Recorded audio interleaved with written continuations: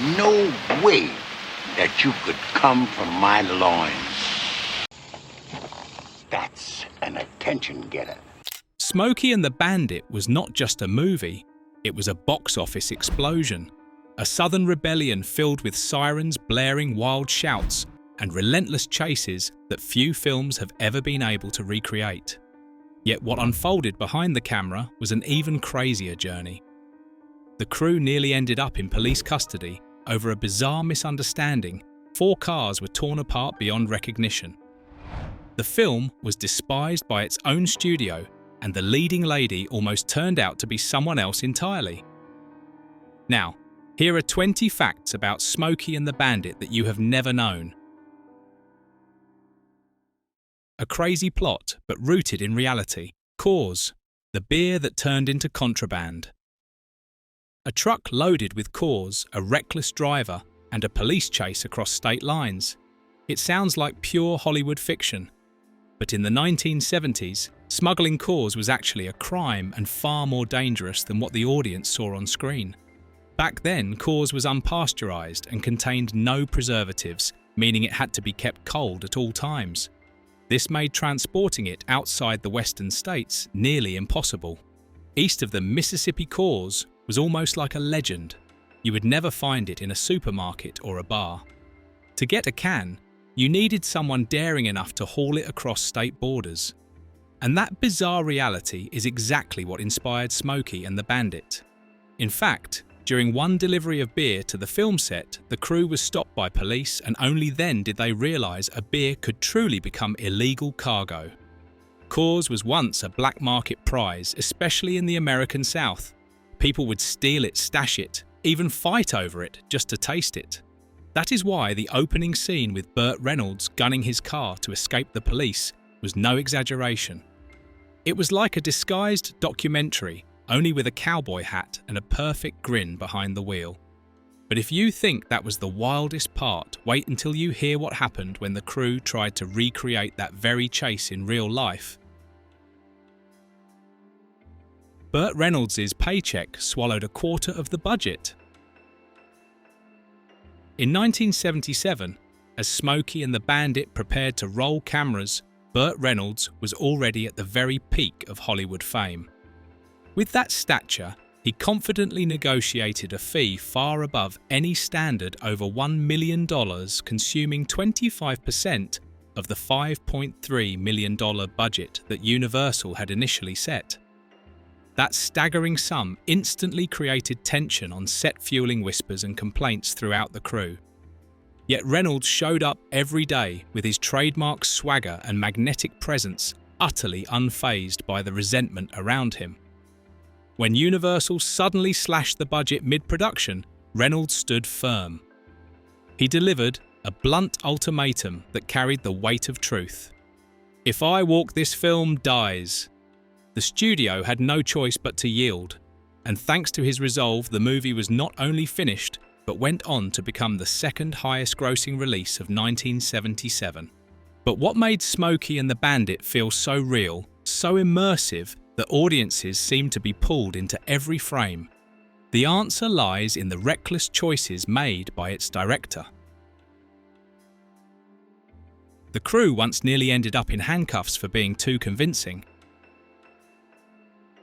In one chase scene, the Smokey and the Bandit team chose a deserted stretch of highway to film. No barricades, no warning signs, only cars rocketing forward and engines roaring like thunder.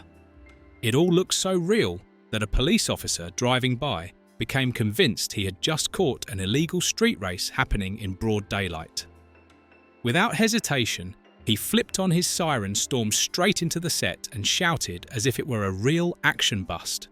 The stunt crew froze and a few even considered running. In a matter of seconds, chaos erupted. It took the director and assistants quite a while to explain before the officer finally believed he had interrupted a movie scene. The shot had to be redone, but the entire crew walked away with a heart-stopping memory for life. And if you think that almost arrested moment was the biggest shock on set, not quite. Because soon after the crew had to face an even harsher truth, the budget was already tight. and yet a full quarter of it went straight into the hands of just one person. Who could possibly wield that much power? No special effects, no tricks, everything was real. Few people know that to create the breathtaking chase scenes in Smokey and the Bandit, the crew never used CGI or any kind of cinematic sleight of hand. What the audience saw was only screeching tyres, clouds of dust and raw recklessness. Burt Reynolds didn't just sit in the Trans Am for show. He personally performed many of the high-speed stunts, ignoring the fierce objections of the studio. He kept pushing himself to the limit, determined to deliver the most authentic and visceral experience possible. From death-defying car jumps to narrow escapes by a split second, everything was real. Every scratch on the metal, every tense skid, every piece of debris flying across the screen reflected exactly what had happened on the road. The danger was real. The sweat was real. And that daring spirit is what gave the film its timeless allure. But amid the choking dust and the wild swerves, something entirely different was quietly unfolding on set. A hidden romance. The two leads were lovers in real life, and the ending was unexpected. Have you ever wondered why Burt Reynolds and Sally Field acted with such effortless chemistry? The simple answer is because they were actually a couple off-screen. Behind the camera, they shared the same trailer improvised lines together and laughed endlessly. Their romance blossomed right in the middle of filming, infusing every frame with vitality. In her memoir, In Pieces 2018, Sally Field recalled how relentlessly Burt pursued her, calling up to 10 times a day, sending flowers, sending letters, even driving across state lines just to see her. They stayed together for nearly 5 years, starred in several more films, and were once hailed as Hollywood's golden couple. But ultimately, the romance did not have a happy ending. After years of breakups and reconciliations, the relationship finally fell apart. Yet while a love story quietly unfolded off-screen, another source of humour came from a character who was originally meant to be nothing more than comic relief. 75% of the sheriff's lines were never in the script. Hard to believe, but nearly 3/4 of Jackie Gleason's dialogue as Sheriff Buford T. Justice was never written down. He didn't rehearse, he didn't repeat. He skimmed the script you knew but once and then walked onto the set, letting instinct and sharp wit take over. With razor-fast improvisation, Gleason bounced off his co-stars, creating moments so raw and unexpected that both the crew and the audience were caught off guard with laughter. Director Hal Needham and Burt Reynolds both confirmed that Gleason read the script only once before improvising almost everything. That kept the set on edge, since no one ever knew what would come out of his mouth next.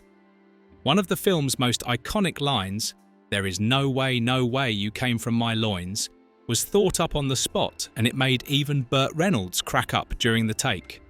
Through his extraordinary improvisation, Jackie Gleason didn't just play the sheriff, he became him, injecting the film with a one-of-a-kind spirit. But while Gleason had the crew holding their breath at every unscripted line somewhere else in Hollywood, a leading lady was fighting for a chance that nearly slipped through her fingers. Sally Field nearly lost the role if not for a saving hand. From the very first round of casting, the studio executives dismissed Sally Field outright. "She isn't sexy enough, not fit to be a Southern leading lady," they declared. To them, Sally was just a petite girl with no box office draw. But Burt Reynolds saw what no one else in that boardroom could. He believed absolutely in Sally's acting talent, and beyond that, he recognized a special light in her intelligence, subtle charm, and a genuine heart. Burt fought relentlessly, even wagering the reputation of an A-list star just to secure the role for Sally Field. And in the end, he won. That daring choice not only gave the film its perfect female lead, but also ignited one of Hollywood's most famous romances. Yet elsewhere, someone who wasn't even on the casting list would, in a strange twist, step onto the screen and become an icon no one could ever replace. Jerry Reed, the last-minute choice who became a legend. Few people realise that Jerry Reed was never part of the original plan for Snowman. In fact, he was cast only one night before the cameras started rolling. Before that, the studio had approached numerous famous musicians and actors, but all either declined or failed auditions. As time was running out, Burt Reynolds personally picked up the phone and insisted on Jerry Reed, not just for his natural acting ability, but also for his extraordinary gift as a songwriter. Reed arrived on set with virtually no preparation. Wearing a cowboy hat and carrying his guitar, he jumped straight into the role, and it was during that very time that he wrote and recorded the immortal song Eastbound and Down right there at the film location. What seemed like a desperate last-minute solution became a moment that changed cinema history. Jerry Reed didn't just play a truck driver. He injected the heartbeat, the breath, and the free spirit of the American South into every frame. But the story doesn't end there. Because another star, one without an agent and who didn't even know it was in a movie, would unexpectedly become an unforgettable icon. Can you guess who it was? The fun backstory behind Fred the dog. Because the Smokey and the Bandit budget was so tight, the crew couldn't afford a professional dog trainer. Instead, they held a small local contest, with Burt Reynolds himself sitting as judge. Many dogs were considered, but only the night before filming, Burt made the final call Fred, the Basset Hound who won that contest. What made Fred stand out was surprising. He never followed any command. And that very disobedience perfectly matched the free-spirited, impulsive nature of the Snowman character. Burt Reynolds refused to change the choice, and just like that, a four-legged star was born. But if you think this was the quirkiest detail of the film's making, wait until you hear the story behind a legendary line, one that actually began with a mispronunciation in real life. The line son of a, born from a real-life mispronunciation.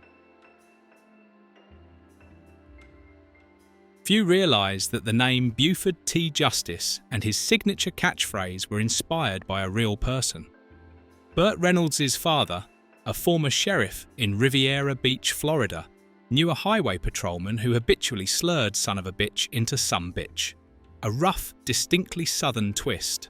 Jackie Gleason in the role of Buford T. Justice brought that phrase onto the set, turning it into one of the film's most iconic lines. The twist? It wasn't in the original script at all. Gleason improvised it right there. And yet even this classic line wasn't the wildest secret. That honour belongs to something tied to the film's most iconic machine, the legendary car itself. The sound of the Trans Am wasn't really its own. If you ever thought the engine roar of the Trans Am in the movie didn't sound like the real thing, you were absolutely right. To give Bandit's car its thunderous growl, the filmmakers actually used the engine sound of a completely different vehicle, the 1955 Chevrolet Custom, the same car that appeared in classics like Two-Lane Blacktop and American Graffiti. But even this wasn't the strangest secret, because alongside that borrowed engine sound, there was a bizarre hidden code on set, one that always surfaced whenever a certain star wasn't exactly sober. Jackie Gleason's mysterious drinking code. Jackie Gleason was not only a comedy genius, but also infamous for his love of liquor. Yet instead of openly asking for a bourbon, he used a peculiar code word to disguise his request. Whenever he wanted a drink, he would simply turn to his assistant Mal and say, "Bring me a hamburger." Behind that harmless phrase was his secret signal for alcohol. At first, only a few people knew, but soon the entire crew was in on the hamburger code, and they even began using it among themselves as a running joke. But don't think this quirky code was Gleason's wildest surprise. What came next was even more outrageous. and it involved the most ridiculous character in the entire film. The most obnoxious sheriff on screen actually existed. Buford T. Justice wasn't a complete invention. The character was inspired by a real man, a Florida highway patrol officer whom Jackie Gleason once encountered after being pulled over. The man was loud, abrasive, even rude, but carried a strange charisma that Gleason never forgot. To embody the role fully, Gleason even brought a real Southern sheriff onto the set, studying his voice, demeanor, and posture. The result wasn't a cartoonish caricature, but a larger-than-life yet oddly authentic version of a real lawman. Buford T. Justice wasn't born from a script. He was lifted straight from the dusty Southern highways and immortalized on screen. But if you think the chaos only came from people, you haven't heard the haunting story of the Trans Ams, the true speed stars of the film. Not a single Trans Am survived to the end of filming.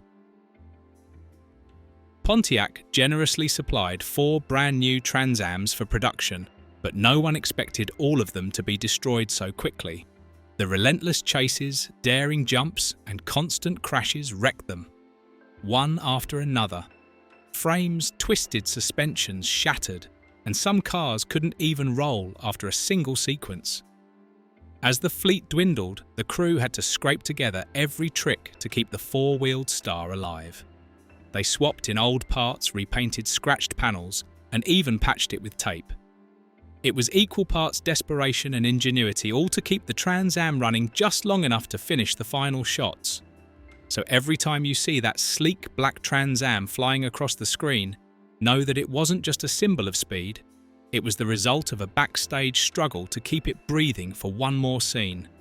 But if you think wrecked cars were the worst thing to happen during production, wait until you hear how the studio once tried to kill the entire project. The studio once tried to strangle the film, convinced it would flop. From the very beginning, Universal's executives had little faith in Smokey and the Bandit. To them, it was nothing more than a dumb lowbrow comedy with a plot that might amuse Southern audiences, but was destined to fail. Midway through production, the studio slashed the budget, cut manpower, and tightened the schedule, forcing the crew to fight tooth and nail to keep the project alive. Burt Reynolds, Jackie Gleason, and the entire team had to get creative, reusing locations, condensing shots, and at times relying solely on instinct. The result was a cruel irony. Smokey and the Bandit not only avoided disaster, it became one of the top-grossing films of 1977, outperforming even prestige titles like Close Encounters of the Third Kind and Annie Hall. The studio had abandoned it, but the audience embraced it. And yet, if you think the film's playful spirit was always part of the plan, the truth will shock you. Because the original ending was far darker, heavier, and nothing like what made it to the screen. The original ending was much darker than you think. Few realise that the ending we know, Bandit and Snowman driving off laughing ready for another wild run, was not the original plan. In the first draft, the story closed on a somber note, Bandit forced to face the consequences of reckless chases, the law closing in, and a life outside society that he could never outrun. That ending carried a bleak tone mirroring harsh reality, the complete opposite of the film's carefree spirit. But as the crew filmed the final scenes, something felt wrong. There was no laughter, no thrill. It didn't feel like the heart of the movie. Everyone sensed it, this wasn't the reason they loved making it, so a bold decision was made, scrap the original script. Instead, they created the ending we see today, light, rowdy, and brimming with Southern legend energy. Still, even with a brighter, more jubilant finale, not everyone was smiling. Because when the film debuted, the first to pass judgment weren't the fans, but the critics. Critics mocked it as outdated and stupid. When Smokey and the Bandit hit theatres, most critics immediately poured cold water on it. Roger Ebert gave the film a mere 2 stars, while others dismissed it as stupid, outdated, and disposable. But audiences thought otherwise. The film exploded at the box office, grossing over $120 million and becoming the second highest grossing release of 1977, second only to Star Wars. What the critics never anticipated was the film's impact extended far beyond theatres. It sparked a frenzy in car dealerships across America. Trans Am sales skyrocketed after the film's release. Pontiac generously handed over 4 free Trans Ams to the crew, never realizing the move would ignite a cultural phenomenon. Once Smokey and the Bandit premiered, sales of the Trans Am soared dramatically. From around 27,000 units sold in 1975, the number jumped to 68,744 in 1977 and hit a record 108 in 1979. An unprecedented surge, the Black and Gold 1977. Trans Am, immortalized on screen, became a cinematic legend of speed, rebellion, and coolness. To this day, it remains one of the most beloved movie cars ever because Burt Reynolds made it look as if it could fly. But perhaps the most surprising part was this: the film's admirers weren't just Southern audiences, they included one very famous fan. A legendary director turned out to be a hardcore fan. Among the millions who adored Smokey and the Bandit, the most surprising name was Alfred Hitchcock. Yes, the master of suspense, the creator of masterpieces like Psycho and Vertigo, was secretly a devoted fan of this Southern comedy. According to crew members, Hitchcock watched the film over and over. He praised its fast pace, raw energy, and witty storytelling, even calling it a perfect American movie. This proved that the film's charm transcended both genre and artistic prejudice. Yet behind the bursts of laughter, the production faced an unexpectedly tricky problem: the very voice of the film's most ridiculous character. The sheriff's voice became a major headache. When the film was re-edited for primetime television, Jackie Gleason's cursing was deemed far too vulgar. The studio faced a dilemma how to keep Buford T. Justice intact without driving parents to switch off the TV. The bizarre solution was to hire Mel Blanc, the legendary voice behind Fred Flintstone and Bugs Bunny, to dub over Gleason's lines. The result? A furious, foul-mouthed sheriff who suddenly sounded like a Saturday morning cartoon. For viewers who only saw the TV version, they never experienced the raw fire Gleason poured into his original delivery. While the theatrical cut carried the rebellious Southern spirit, the TV edit felt more like a cartoon chase sequence. And so, Smokey and the Bandit became more than just a car chase comedy. It turned into a cultural phenomenon where a sheriff sumbitch could suddenly speak like Fred Flintstone, and audiences barely noticed the absurdity. Could you have imagined that such a seemingly simple film hid this many strange tales? Which detail shocked or amused you the most? Share your thoughts in the comments, and don't forget to follow the channel to uncover more untold secrets from Hollywood's backstage.